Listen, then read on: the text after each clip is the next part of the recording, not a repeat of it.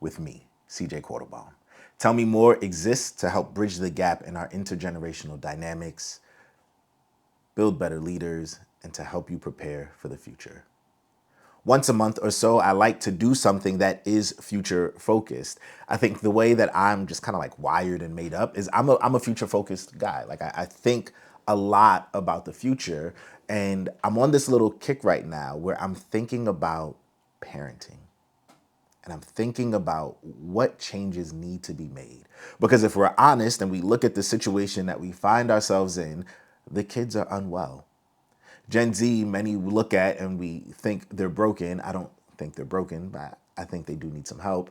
But Gen Z looks at Alpha and they're like, no, no, no, you don't understand. Alpha is cooked. So I'm sitting around and I'm thinking, what are some things as we think about the future of this world? What are some things that are going to need to change in the way that we parent? So I thought of three specific areas: tech, nutrition, and our relationship to work. Now, I started to write these posts and write these videos, and I realized I had a lot to say on just these three subjects alone. So I'm going to break it out into three parts, and I'm going to talk about tech in one, nutrition in another, and work in the third. So you'll get about one of these a month, but today we're going to talk about technology. Now, I've only been a father for 7.5 years. I've got 3 kids, but I am no expert. I'm not coming to you as this guy who has it all figured out, who raised kids in this time and place in this era, and I just have it all together. I am coming to you as someone who observes trends, who spends a lot of time in the community, who just notices things. And I see that for where we are, some things need to change. If you are privileged to be a parent, it is one of the hardest and most rewarding tasks you will ever complete in this life. To be a parent is an honor. It is a privilege. It is not a right. I know many people who have desired to be in this position and for one reason or another were unable to do so. So if you are a parent and you're watching this, do not take your job lightly. Do not look at it as an albatross. Do not think that your role is simply to provide food, clothing, and shelter. To be a parent is so much more. You are looking to raise these humans to be productive and contributing citizens in society. You are raising these little humans to be the best version of themselves, to steer them away from wrong and malice, but also to know that who they are is so much more than what they do. So often I find parents who believe that their sole job is to raise kids who will ultimately one day be millionaires and billionaires, or to raise kids who will be at the top of some field. There's an emptiness to those pursuits. Where I live, I look at parents and I go, you're pushing your kids toward wealth and to make as much money as possible. But you know, because you are wealthy people, that that does not satisfy. It does not complete you. It does not bring this level of wholeness. And in fact, many of you feel so empty despite all of the toys and riches that you have. So why would you push your kids in that very same direction? Now, in recent years, we've had this great social battle about parenting styles. Very specifically, what I'll call traditional parenting versus gentle parenting. A couple of days ago, I was sitting with a bunch of friends. We're all 35 and up, and we were discussing some of the aspects of traditional parenting that we dealt with. How harsh the discipline was, how emotionally disconnected our parents were, the authoritarian perspective that they took. On the opposite end of that is gentle parenting. Gentle parenting seeks to look at kids and like care about their emotions, care about what they have to say. There's most of the time in gentle parenting, there's very little or no physical discipline. It requires a whole lot of patience. There's a shaping and a molding and a crafting. And so as we're sitting here debating these two different parenting styles, you know, we were all physically disciplined as kids. And one person goes, well, if you don't physically discipline them, then they're just going to run wild. And we all have stories of those people we know when we were teenagers who were out there wilding. And we thought to ourselves, man, it's very clear that your parents do not put any sort of boundaries or discipline around you. We all know that adult who, we'll say, grates on our nerves. And we think to ourselves, man, you need to be slapped just one time. Every correction is an overcorrection. And what we're often doing is we're looking at extreme ends of each style and saying to ourselves, well, it's either one or the other. And the truth is, like most things in life, the answer probably sits somewhere between the two. It's funny, there's a trend right now online where Black parents are having their kids finish some of the sentences that they heard growing up. But it's very specifically these Black parents who are choosing to raise their kids in a different way. So you go, kids are to be seen and not, stop crying before I, do you have insert blank money, all things like that. What makes this conversation difficult, the conversation about parenting in general, is that when you choose to parent in a way that is different from how you were parented, in many ways that can feel like an attack on your parents. They get defensive. How many of us in raising kids have chosen to make decisions that are different from what our parents did, and our parents were offended by them? Because think about this. As a parent, you are sacrificing so much and you are giving up so much of yourself. And you are honestly, you're doing the best you can with the information you have most of the time. Most of the time. And so for someone to look at you and say, yes, this is what you did, but I'm going to choose to do something else, it can feel like an attack. It can feel like an attack on your identity. Because what are you saying about me and the way that I raised you that was so wrong? That was so bad. Are you saying that I was a bad parent? Cognitively, I think we often don't possess the ability to say what I did was maybe good for the time, or it's what I knew, and what my child is choosing to do now with their children isn't bad or wrong. It's just different. I think about, and I'll talk about this more. Actually, I won't go into this example because we're talking about technology today. No matter what we feel and what we think, the future of parenting is going to have to look different. I think especially in this area of technology. Before I had my first kid, I read a ton of books. I read books specifically about integrating technology with the family and what does it look like in this world. My first kid was born in 2017. So this is about 4 years after social media really blew up and took off. It's about 10 years into the smartphone. These things are becoming more and more integrated into our lives. And everything that I was reading and seeing said, don't put these in front of your kids too early. We were already starting to see a decrease in motor skills, a dependence on technology, using it to placate our children. And what was most striking to me was that the people who invented these things didn't let their kids use it. I remember having this conversation with a close family member, and I said, yeah, all of the recommendations say don't put screens in front of your kids before the age of 2, and maybe limit their technology use as they get older. And his response was, nah, I'm not letting my kids fall behind. And I'm like, I don't think they're falling behind. And I think if the people who invented the thing are saying don't use it to their kids, there's something there. These things, our iPads, our iPhones, they're designed for peak user accessibility. It's why a 3-year-old and an 80-year-old can both use it seamlessly. Because of that, there's an addictive nature to it. Every app, every phone, everything is fighting for our time and our attention. It's fighting for our eyeballs because we are the product. So when I had my first kid and my subsequent children, I was pretty adamant about no screens before the age of 2. I was adamant about how much screen time they get in general, how much TV they watch, what they're watching. And my mom and I had this conversation, and she's like, you watch TV and you turned out fine. I'm like, that's true. But to pretend that we are living in the same time and space, I think is a fool's errand. It's not that my mother was wrong for letting me watch TV, but it wasn't the same as it is today. You'll notice this, I think, in two very big ways. First, kids programming, when I was a kid, back in the 80s and 90s, it was a lot slower. It wasn't as bright. It wasn't as fast paced. Children's programming today, it's bing, bing, bing, bing, fast paced, bright colors, constantly moving.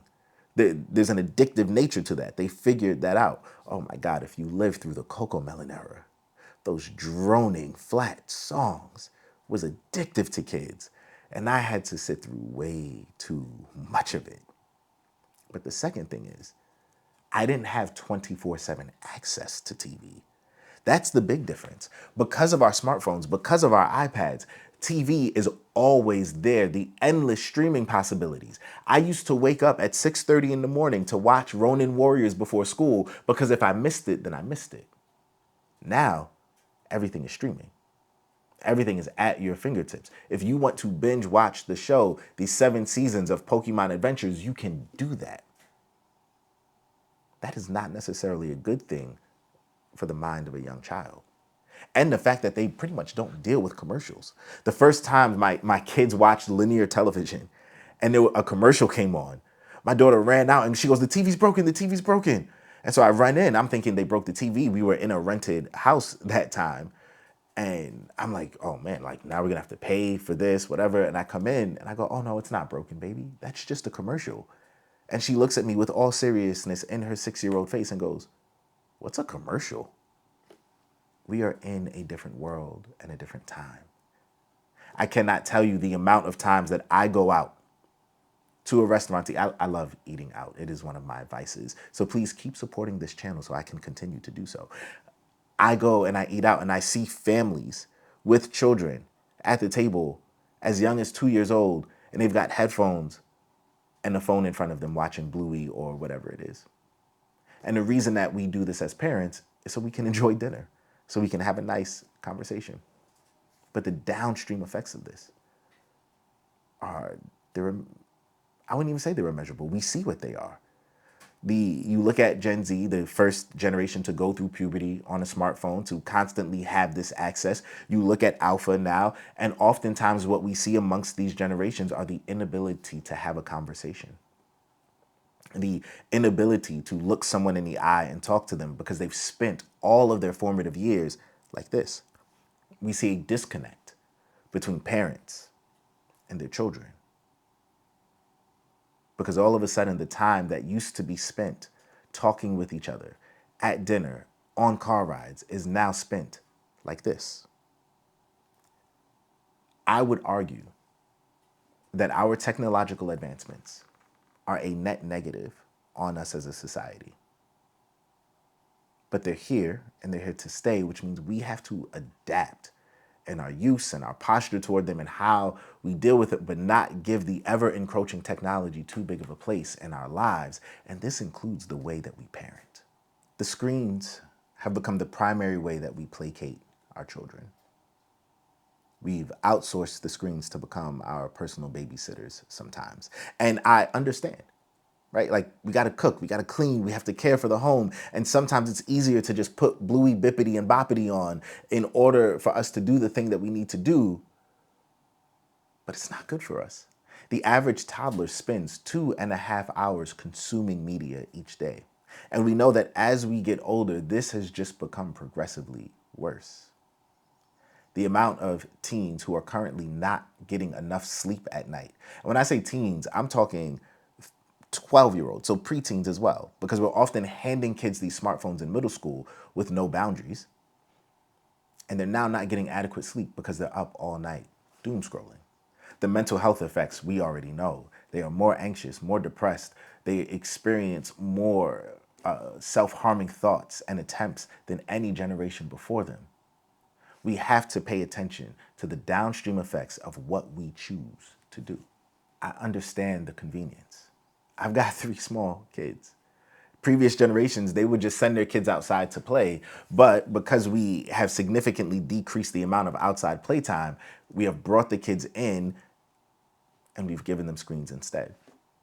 And I get it. Sometimes I'm just trying to make dinner and I don't want the 5-year-old help. I just want to be able to do it. So what's the fastest way to get here?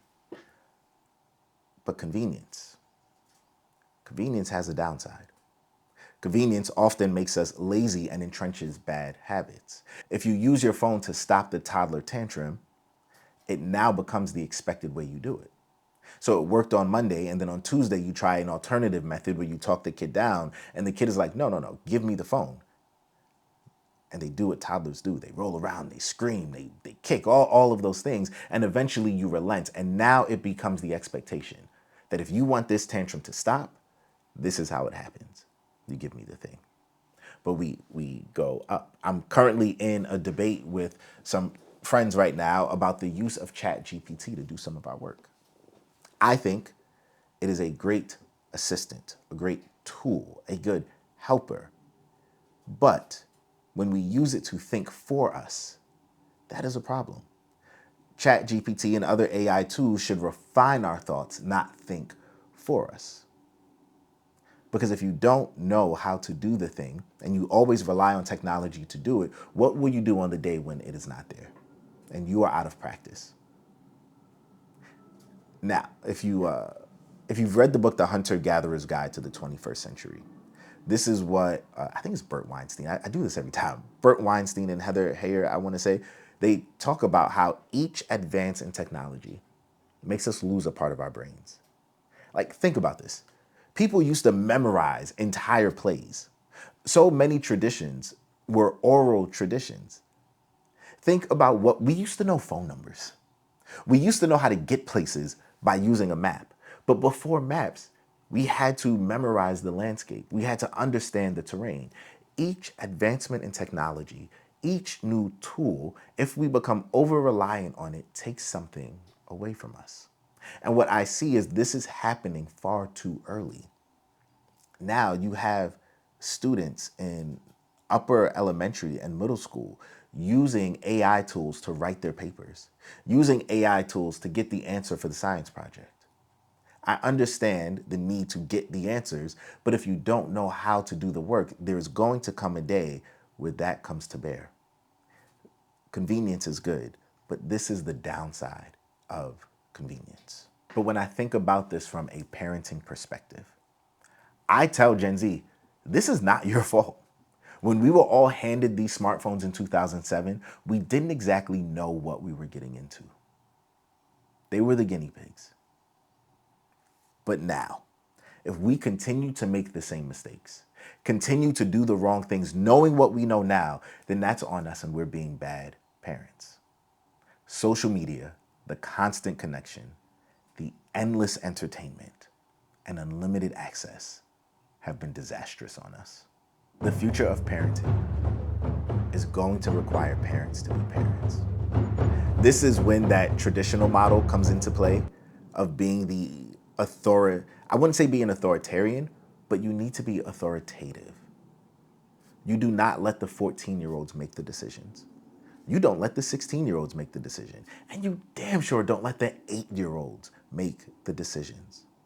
Middle schoolers do not need smartphones. Teenagers do not need phones, do not need apps where the messages disappear. There's a point where you move as a parent from authority to coach. And those middle teenage years are when you start to make that transition. But in that transition, you are still authority. You still have to be the one to set the boundaries in pleasant places for your kids, to let them know that your no is not because you're an enemy of their joy. Your no is because you love them. That I'm not going to give you this thing that I know is harmful. I'm not going to give you this thing that I know has disastrous effects on your cognitive ability, on your social and emotional maturity, and on who you are as a person because everyone else is doing it. You see, that's the rebuttal that I always get. But what if my kid is the only one without a smartphone? What if my kid is the only one who isn't in the thing, who isn't on the app, who doesn't do the thing? And this, what if my kid is the only one? If it stretches into so many other areas. And we're going to see how this shows up when I talk about nutrition and I talk about our relationship with work. But my mother used to say something real funny to me when I was a kid. Said, if all your friends jumped off a bridge, are you going to do that too? If we know that something is harmful, if we know that the effects are not good, if we know that it is too much for their little minds, why would we keep saying yes to it? Because other people have it? Because we don't want our kid to feel like the odd one out? Maybe it's good for their character development and formation to know what it means to stand up and say no when everyone else is saying yes. Maybe it's good for their development to be the one who is on the outside a little bit. I once had a guy say to me, talking about his relationship with his kids, he said to his daughter one time, and this was a conversation regarding her safety, "It's better for you to cry than for me to cry. If you're crying, that's okay, right? We can work through that. But if I'm crying, as your father, something went terribly wrong. Is this what we want to see for our kids?" I'm gonna imagine that if you've watched this far and you are a parent, you love your child, and the answer is no. Parents, you should monitor your child's internet use as much as you can.